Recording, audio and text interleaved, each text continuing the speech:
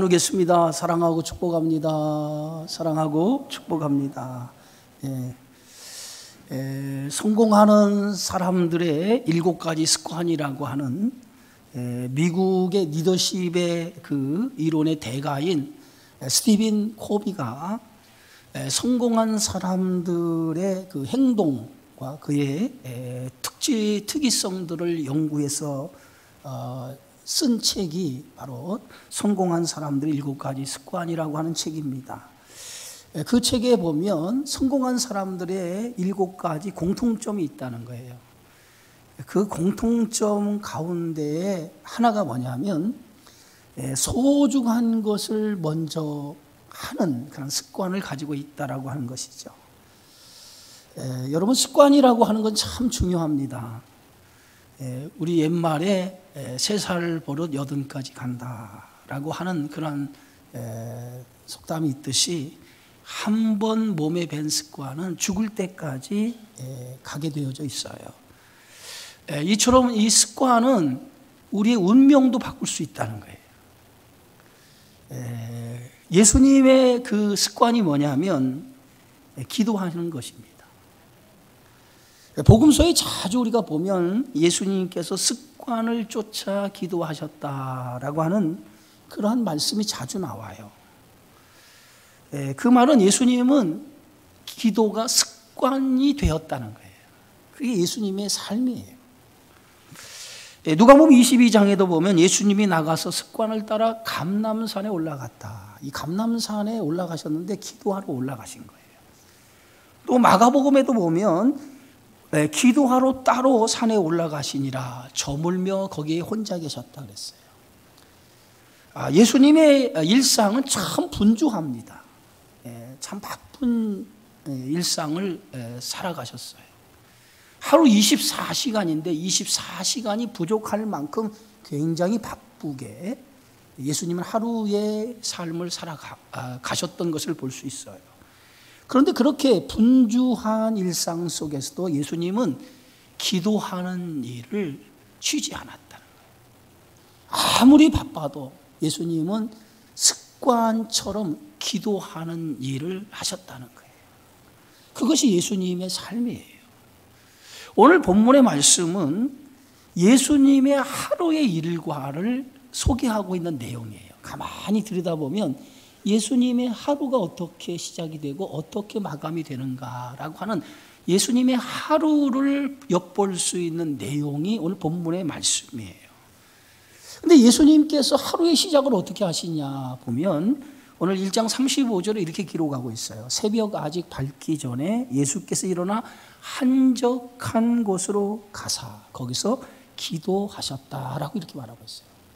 예수님의 하루의 시작이 새벽 동이 트기 전, 새벽이 아침 동이 트기 전 어둠이 가시지 않을 때 모든 사람들이 잠을 자고 있는 시간에 예수님은 일어나셨다는 거예요. 그리고 예수님은 한적한 곳에 가셔서 기도로 하루의 삶을 시작하셨다는 거예요.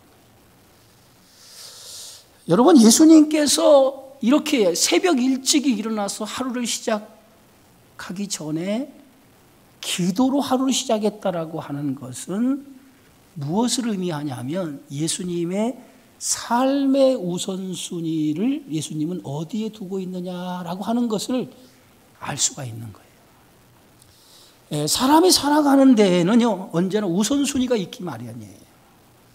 그런데 그 우선순위를 정할 때 사람들은 무엇을 기준으로 우선순위를 정하냐면 일의 중요한 순서부터 우선순위를 정해요. 무엇이 중요하냐? 중요한 순서부터 우선순위를 정하게 되어져 있어요. 중요한 일을 놔두고 중요하지 않은 일을 먼저 처리하는 사람은 없어요. 예수님이 기도로 하루를 시작했다라고 하는 것은 예수님의 삶에서 가장 중요하게 여기는 우선순위가 기도였다는 거예요.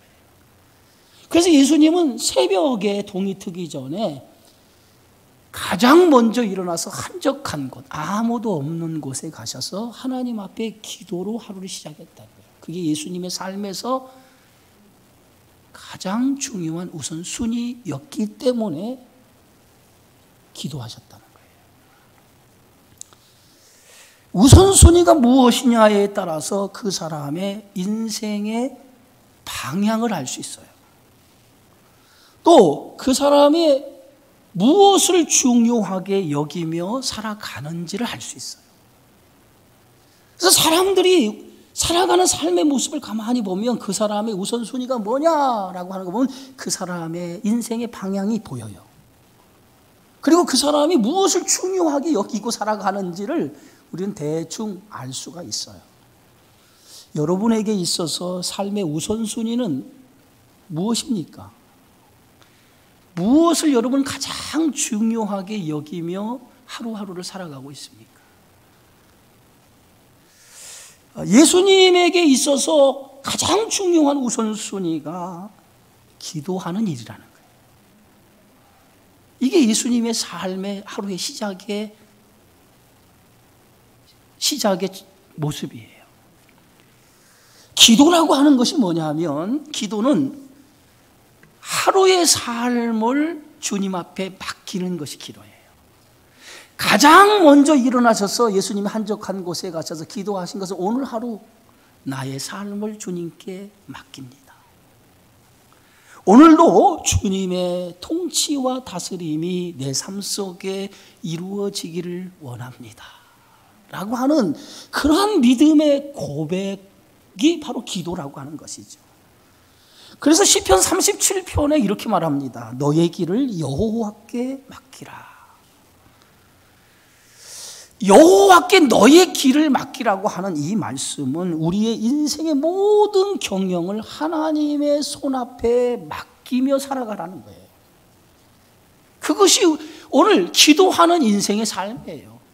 오늘도 우리가 하루를 살아가면서 나의 인생의 경영이 하나님 손에 있습니다 라고 하는 그러한 고백 속에서 하나님 앞에 기도하는 거예요. 우리가 살아가는 삶은 매일매일 어떤 일이 일어날지 몰라요. 수많은 사건과 사고 속에서 우리가 살아가고 있어요. 이런 세상을 살아가는 우리에게 있어서 우리의 인생을 경영하시는 하나님 앞에 나의 삶을 맡긴다라고 하는 것은 대단히 중요한 거예요. 그런데 예수님은 이른 새벽에 일어나셔서 하나님 앞에 엎드려 오늘도 주님께서 나의 삶을 경영해 주시기 바랍니다. 그런 의미에서 예수님께서 새벽에 일찍 가장 먼저 하나님 앞에 엎드려 기도하셨다는 거예요.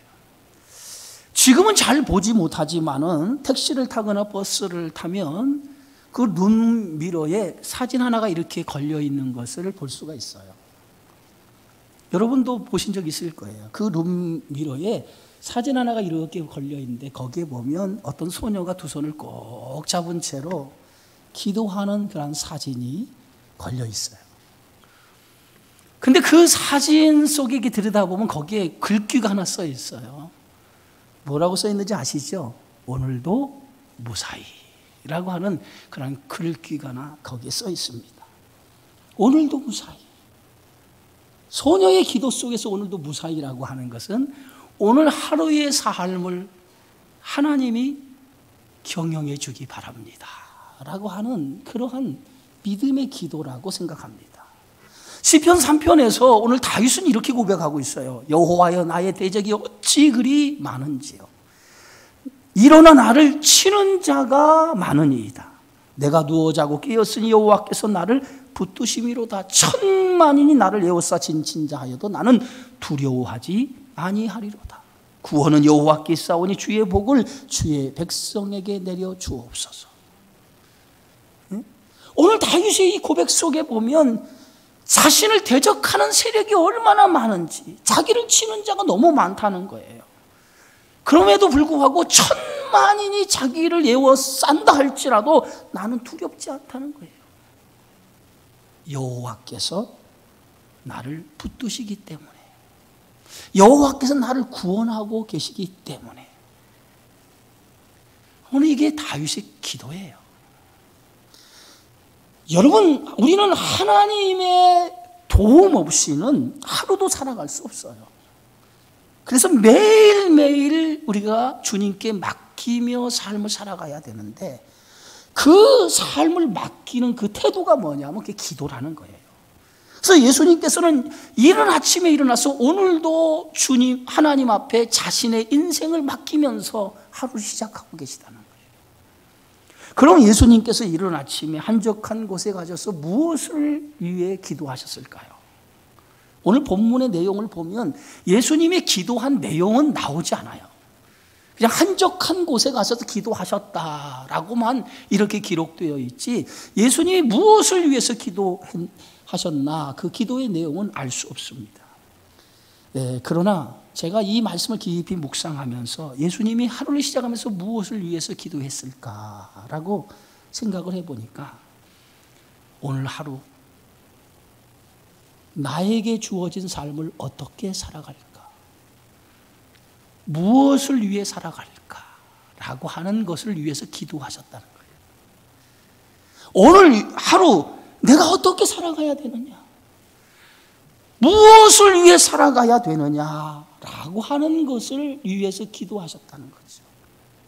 다시 얘기해서 예수님의 하루의 시작을 기도로 시작한 것은 하나님의 뜻을 묻고 그 뜻을 위해 살아가야겠다라고 하고, 아침의 기도를 통해서 하나님의 뜻을 묻고 그 뜻을 위해 살아가겠다라고 하는 뜻을 정한 시간이었다는 거예요. 우리가 매일 하나님 앞에 기도해야 될 이유가 여기 있습니다. 하나님의 뜻을 묻고 그 뜻에 우리의 삶의 방향을 두고 살아가기 위해서 기도해야 된다는 거예요. 우리가 하나님의 뜻을 묻지 않고 하나님의 뜻을 알 수가 없어요. 그래서 하나님의 뜻을 알지 못하면 우리가 하나님의 뜻대로 살아갈 수 없어요. 그러면 우리의 인생의 방향이 잘못된 방향으로 살아갈 수밖에 없다는 거죠. 그래서 기도는 뭐냐? 하나님의 뜻을 구하는 거예요.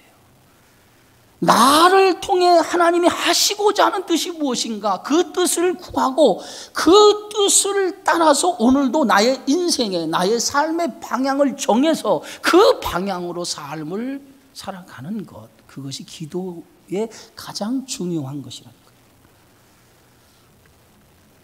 그래서 기도를 통해서 우리는 하나님의 뜻을 발견할 수 있어요. 그리고 그 뜻에 내가 순종하며 살아가는 믿음을 고백할 수 있다는 거죠. 사사시대의 하나의 사건의 이야기가 사무엘상 1장에 기록이 되어 있어요. 사무엘상 1장의 시작을 보니까 사사시대에 자식이 없어서 마음이 괴로운 한 여인에 대한 소개가 나오고 있는데, 그 여인은 바로 한나라고 하는 여인이었어요. 이 사사시대는 어떤 시대냐면 하나님의 말씀이 참 희귀한 시대였어요. 어떻게 보면 하나님의 말씀이 희귀하다라고 하는 것은 하나님의 말씀을 전하는 사람이 없는 시대였다는 거예요. 영적으로 굉장히 암울하고 어두운 시대가 사사시대였어요. 그런데 그 어두운 시대에 아이를 낳지 못해서 마음이 괴롭고 슬픈 그 한나라고 하는 여인이 하루는 하나님의 성소인 실로에 올라가서 통곡하며 아이를 낳지 못하는 슬픔을 하나님 앞에 기도하기를 시작을 했어요. 근데 얼마나 마음이 괴로워서 기도했는지 그 입술이 중얼중얼하는 모습을 그 옆에 그 엘리라고 하는 제사장이 한나가 기도하는 모습을 목격을 했어요. 그때 엘리 제사장은 한나의 기도의 모습을 보고 한나가 술에 취해 이렇게 중얼거리는 줄 알고 그 한나에게 언제까지 취하여 있겠느냐, 포도주를 끊으라고 그에게 얘기하죠. 그때 한나가 그 엘리 제사장의 말을 듣고, 나는 술을 먹어 취해서 내가 그런 것이 아니라 나는 마음이 괴로워서 하나님 앞에 내 마음을 토해내고 있는 중입니다 라고 이렇게 얘기하죠. 그래서 사무엘상 1장에 보면 나는 마음이 슬픈 여자라, 포도주나 독주를 마신 것이 아니요 여호와 앞에 내 심정을 통한 것입니다 라고 했죠. 마음이 괴로워 그 마음을 하나님 앞에 토해냈다는 거예요. 한나가 한나가 오늘 이 자신의 문제를 가지고 하나님 앞에 자신의 심정을 토해냈다라고 하는, 심정을 통했다고 하는 것은 하나님과 마음을 주고받았다는 거죠. 그런데 한나가 그 하나님 앞에 자신의 마음을 토해놓고 기도하다가 한나의 기도의 내용이 싹 바뀌어버려요. 어떻게 한나가 기도의 내용이 바뀌냐면, 마음이 괴롭고 슬퍼서 자식이 없는 문제로 하나님 앞에 기도했는데, 그가 하나님과 기도 속에 마음이 통하면서 이렇게 기도합니다. 하나님, 나에게 자식을 주면 내가 하나님 앞에 자식을 드리겠습니다 라고 이렇게 그의 기도의 내용이 바뀌어버려요. 사무엘상 1장 11절의 말씀이 있죠.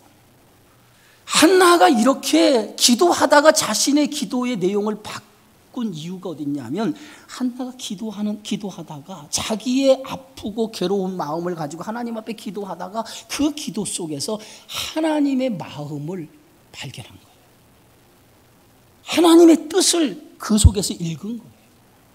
그래서 보니까 하나님도 자식이 없어서 마음이 아팠는데, 하나님은 지금 말씀이 희귀한 시대에 누가 하나님의 말씀을 전할 사람이 없는 그것 때문에 하나님의 마음이 너무 아프다라고 하는 것을 기도 가운데 알게 된 거예요. 그래서 한나가 하나님 앞에 그렇게 기도하는 거예요. 하나님, 나에게 자식을 주면 그 자식을 하나님 앞에 드리겠습니다. 이게 뭡니까?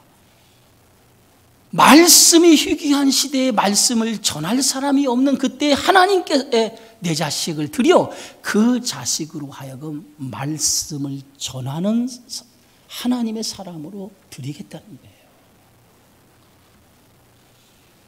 한나의 기도가 뭡니까? 자신의 문제를 가지고 기도를 했는데 그 문제 속에서 하나님의 마음, 하나님의 뜻을 알게 되어진 거예요. 그래서 그의 인생의 방향을 정한 거죠. 하나님의 뜻 가운데에 자신의 인생을 기도로 정하게 되어진 거죠. 예수님의 기도는 바로 이런 기도였어요. 하나님의 뜻을 구하는 기도였어요.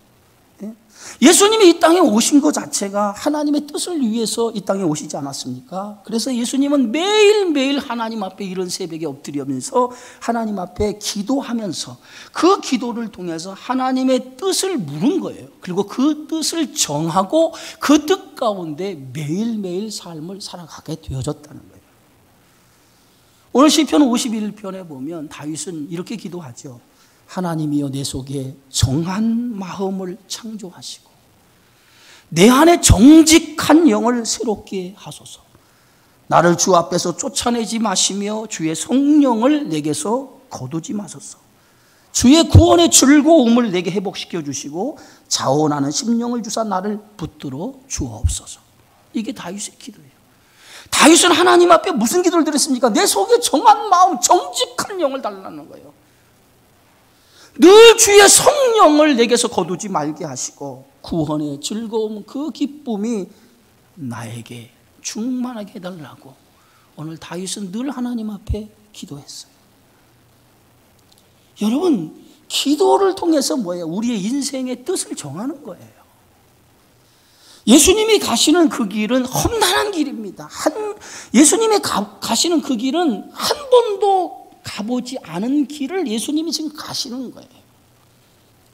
한 번도 가보지 않은 그 길을 위해 예수님은 기도로 하루의 삶을 시작하셨다는 거예요. 여러분, 하루의 시작을 기도로 시작한 것은, 오늘 하루라고 하는 것은 우리 인생에 있어서 맞춰진 것이 아니라 시작하는 거예요. 여러분, 새벽에 일어나서 하루를 시작하면서 그 하루는 뭐예요? 나의 삶이 오늘 하루를 시작하는 거예요. 그러면 오늘 하루 동안에 나의 삶이 어떤 삶이 있을지는 아무도 몰라요. 한 번도 가보지 않은 그 길을 우리가 매일매일 눈을 떠서 그 하루를 살아가는 거예요. 예수님께서도 매일매일 기도를 통해서 한 번도 걸어가지 않은 그 길을 위해서 예수님이 기도하셨다는 거예요. 그래서 기도란 뭐냐? 기도라는 것은 길을 내는 일이다 라고 하는 거예요. 기도는 뭐예요? 길을 내는 일이라는 거예요. 길을 내는 일. 없는 길을 만들어내는 것이 기도라는 거예요. 없는 길을 만들어내는 것. 페르시아 이 제국에 그 유대인으로서 포로로 끌려갔던 3세 느헤미야라고 하는 사람이 있습니다. 근데 느헤미야가 왕의, 그 당시에 아닥사스다 왕의 술 맡은 관원장으로 일하고 있었어요. 근데 어느 날 그 유다에서 고국에서 돌아온 하난이라고 하는 사람을 통해서 고향 소식을 전해 들어요. 고국에 대한 소식을 전해 듣습니다. 근데 그 고국의 소식을 전해 듣는데, 그 고국에 대한 소식을 전해 듣는데 그 고국에 대한 소식이 아주 참담한 소식이었어요. 예루살렘 성은 허물어지고 성문은 불타 없어지고, 포로에서 끝나서 포로로 귀환한 사람들은 고향 땅에 가서 능력과 환난을 당하고 있다고 하는, 아직도 고국이 재건을 이루지 못하고 있다라고 하는 참담하고 안타까운 소식을 이 느헤미야가 먼 타국 땅에서 전해 듣게 된 거예요. 느헤미야는 먼 타국 땅에서 고국에 대한 소식을 전해 듣는 순간에 그 소식을 듣고 마음이 아파서 견딜 수가 없었어요. 고국이 이렇게 정말 참담한 현실, 피폐됐다고 하는 그런 상황의 소식을 듣고 견딜 수가 없이 마음이 아팠어요. 그때부터 느헤미야는 무릎을 꿇고 하나님 앞에 금식하고 하면서 눈물로 고국을 위해서 기도하기를 시작을 했어요. 느헤미야의 그 눈물로 금식하며 기도하는 그 기도의 내용이 뭐냐면, 지금 이렇게 고국이 피폐되고 참담한 현실을 가진 것은 하나님의 백성인 유다 백성이 하나님의 말씀대로 제대로 살아가지 못했기 때문에 생겨진 것이라고 하는 것을 너무도 잘 알았어요. 그러한 문제를 마치 자신의 잘못으로 생겨진 것처럼 생각을 하고 하나님 앞에 엎드려 자복하기를 시작했어요. 회개하기를 시작했어요.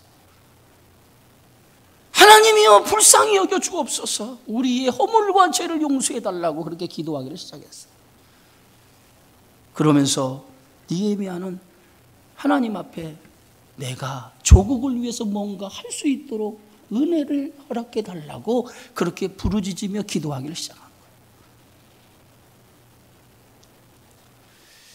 느헤미야가 자신의 조국의 그 피폐된 모습을 보고 눈물로 기도하면서 그 조국을 위해서, 자신의 조국을 위해서 뭔가 내가 일을 할 수 있도록 하나님 앞에 기도했을 때에 하나님께서는 느헤미야 기도를 들으셨을까요?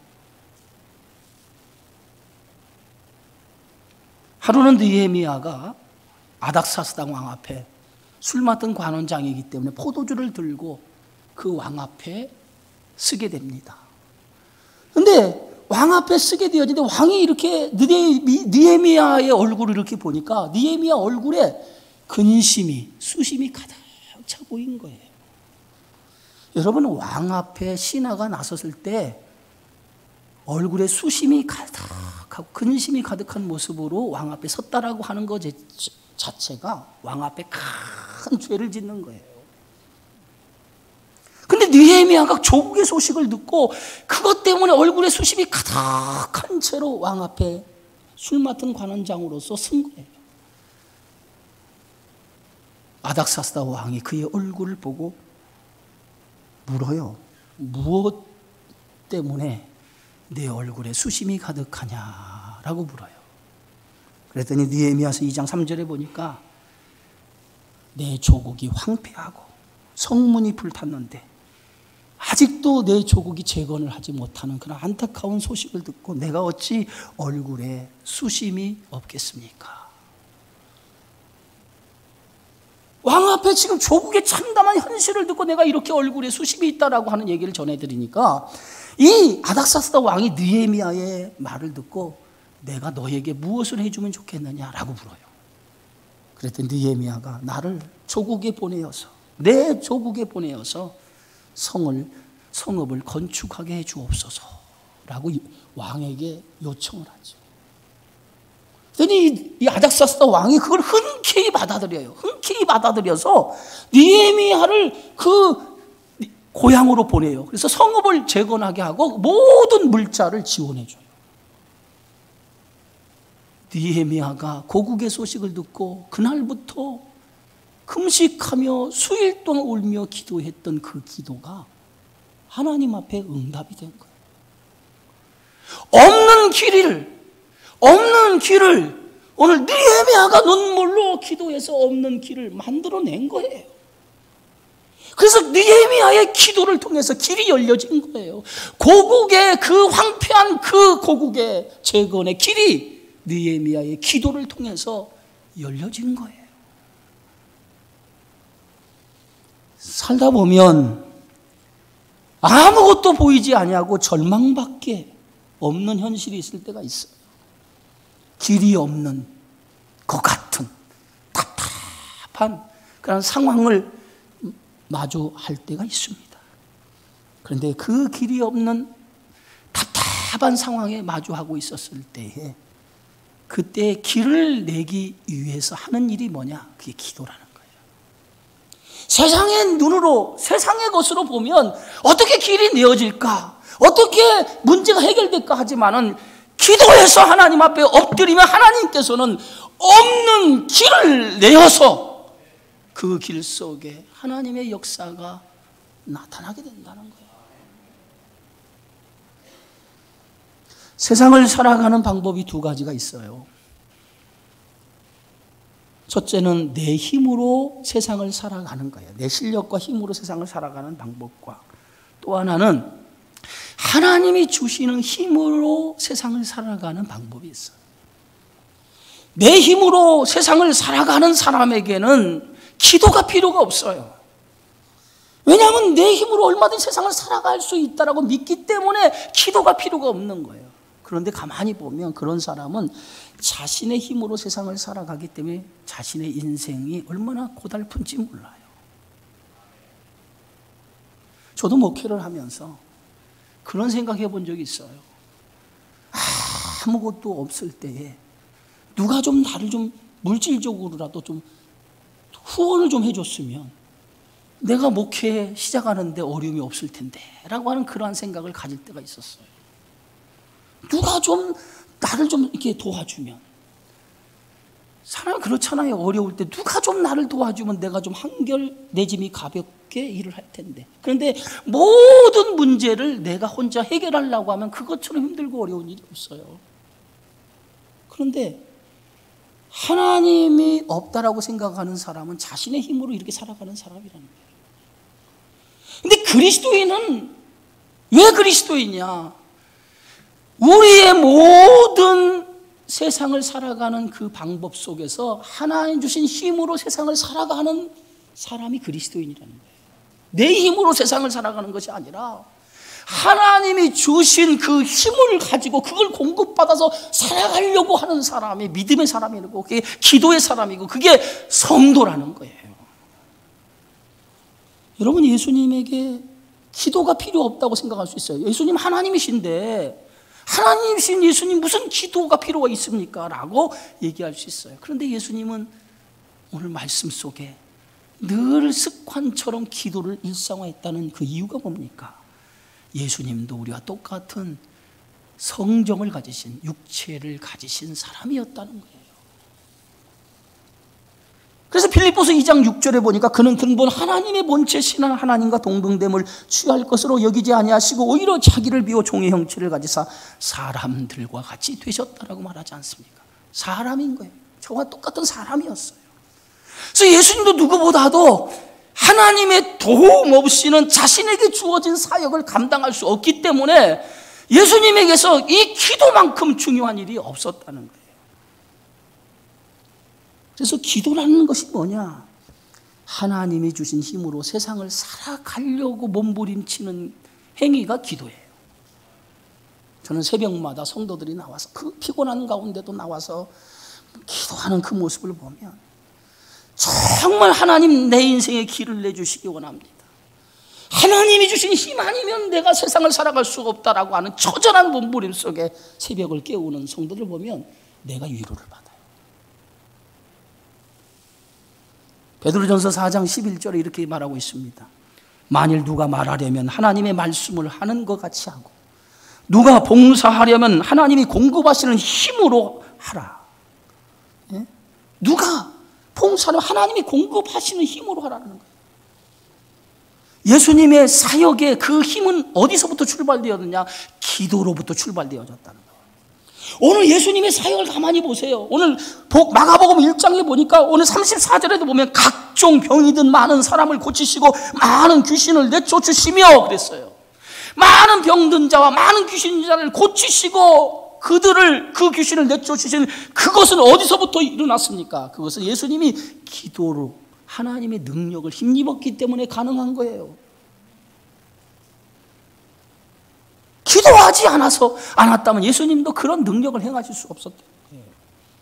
마가복음 9장에 보면 예수님이 밖에 나갔다 돌아오 보니까 제자들에게 큰 무리들이 제자들을 둘러싸고 있었어요. 그러면서 서기관들과 변론을 하고 있었어요. 예수님이 밖에 나갔다 들어오시면서 제자들이 서기관들과 변론하는 모습을 보시고 무엇을 가지고 그들과 변론하느냐라고 물어요. 그러니까 제자들이 예수님 앞에 말 못하고 귀신 들린 아이를 데리고 왔는데 그들이 귀신을 쫓아달라고 해서 우리가 귀신을 쫓아내려고 예를 썼는데 귀신을 쫓아내지 못했다는 거예요. 그것 때문에 지금 서기관들과 변론하고 있다는 거예요.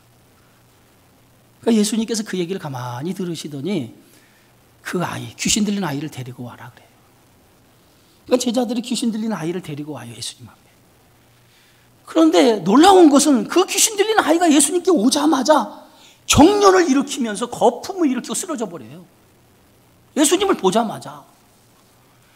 그 예수님이 그 쓰러져 있는 귀신 들린 그 아이를 향해서 예수님께서 이렇게 말합니다. 오늘 마가복음 9장 25절에 보면 말 못하고 못 듣는 귀신아 내게 명하노니 그 아이에게서 나오고 다시 들어가지 말라 하고 예수님께서 명령을 내려요. 그 아이에게서 나오라 라고 명령을 내려요. 그 순간에 그 귀신이 거품을 일고 쓰러졌다가 발악을 하는 거예요. 발악을 하다가 경련을 일으키고 그 아이에서 떠나가 버린 거예요. 그래서 그 아이가 귀신이 떠나가자 죽은 것처럼 누워있는 거예요.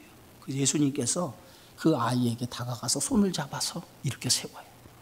그랬더니 누워있는 아이가 벌떡 일어나는 거예요. 제자들이 그것을 목격을 했어요. 그리고 나서 이제 집에 들어가서 예수님께 조용히 물어요. 예수님, 우리는 왜 귀신을 쫓아내지 못했습니까? 어찌하여 우리는 귀신을 쫓아내지 못했습니까? 라고 예수님께 물어요. 그때 예수님께서 뭐라고 말씀하시냐면 마가복음 9장 29절에 기도 외에는 다른 것으로 이런 종류가 나갈 수 없느니라. 기도 외에는 이런 능력이 나갈 수 없다는 거예요. 기도는요, 하나님의 능력을 얻는 거예요. 세상을 이기는 방법은요, 여러분 다른 거 없어요. 기도밖에 없어요. 예? 여러분, 기도하는 자가 세상을 이기는 거예요. 우리 살아가는 삶이 얼마나 처절하고 얼마나 힘듭니까? 그런데 거기에다가 우리는 그리스도인으로서 세상을 살아가야 돼요. 악한 영들과의 영적인 전쟁을 치를 수밖에 없는 것이 우리 그리스도인이에요. 그렇다고 하면 이 악한 영들과 싸워 이길 수 있는 방법이 어디에 있어요? 그것은 기도하는 것밖에 없어요. 예수님이 한적한 곳에 가셔서 기도하고 계실 때에 사람들이 예수님을 찾아왔어요. 찾기 시작을 했어요. 막 예수님을 찾기 시작했어요. 왜냐하면 예수님이 많은 병자와 많은 귀신들을 고치시니까 그 소문이 나니까 사막에서 예수님을 찾는 거예요. 막 예수님을 찾는 거예요. 예? 그래서 오늘 본문의 말씀에 보면 시몬과 및 그와 함께 있는 자들 예수의 뒤를 따라가 만나서 이르되 모든 사람이 주를 찾나이다. 제자들이 막 주님을 찾기 한적한 곳에 가서 기도하시는 걸 모르고 예수님이 어디로 가셨나 제자들도 정신없이 찾기 시작하는 거예요. 그러다가 예수님을 찾았어요. 그러면서 그들이 그렇게 얘기하는 거예요. 지금 사람들이 예수님을 지금 찾고 난립니다. 이렇게 얘기한 거예요. 그때 예수님께서 뭐라고 말씀하시냐 하면 오늘 38절 39절에 이렇게 말씀합니다. 이르시되 우리가 다른 가까운 마을들로 가자. 거기서도 전도하리니 내가 이를 위하여 왔노라 하시고 이에 온 갈릴리에 다니시며 그들의 여러 해당에서 전도하시고 또 귀신들을 내쫓으시더라. 사람들이 예수님을 찾기 시작했을 때 예수님은 오히려 어떻게 반응하시냐면 그곳을 떠나버려요. 그것을 떠나버려요. 다른 마을로 가자. 거기서 전도하리니. 예수님의 사역을 가만히 보면 예수님은 자신을 드러내는 걸 좋아하지 않았어요. 응? 많은 사람들이 따르면 예수님 오히려 그 자리를 피하셨어요. 대부분 사람들이 뭐냐면 자기를 알아주기 바라잖아요. 근데 예수님은 스스로를 낮추었어요.